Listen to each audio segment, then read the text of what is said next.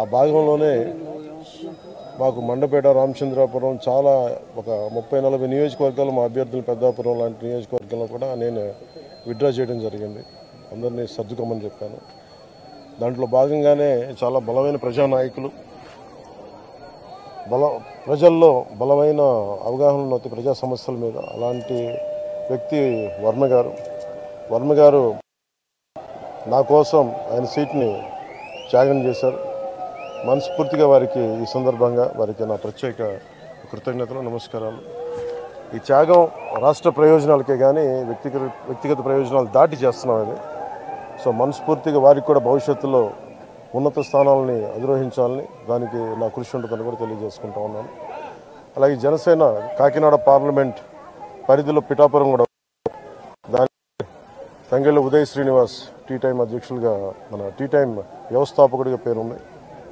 దాదాపు 25,000 మంది పైకి ఆయన ఉద్యోగాలు ఇచ్చారు.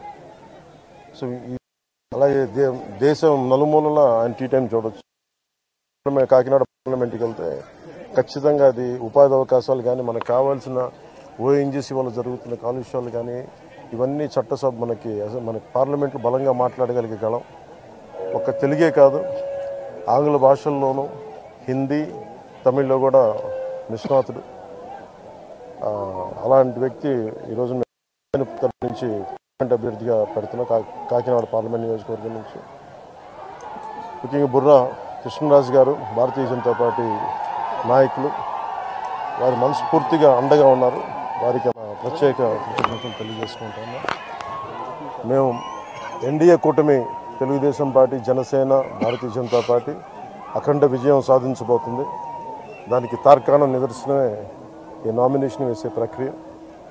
అలాగే ఏ మీడియానైతే ఈ ప్రభుత్వం నలిపేసిందో ఆ మీడియాకి మేము అండగా ఉంటాం. మీ కష్టాల్లో మేము పాలు పంచుకుంటాం. మీ కష్టాలకి మేము చేయూతనిస్తాను మనస్ఫూర్తిగా తెలియజేసుకుంటూ సెలవు అంటే ఏమంటారండి హెల్త్ కామెంట్స్ చెప్పాను కదండి ఆల్రెడీ.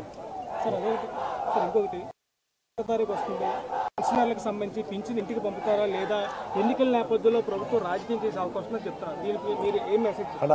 ఇది నిజంగా కనుక చీఫ్ సెక్రటరీ కానీ పోలీస్ అధికారులు కానీ దీనికి అడ్డంకులు కల్పించకపోతే పెన్షన్ ఇళ్ళకే చేరుద్ది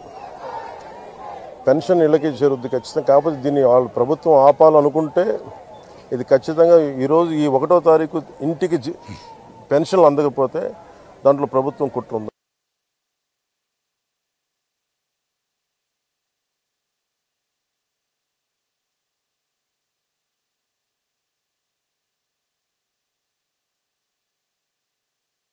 త్రికోణ పోటీ ఉంది ఈసారి.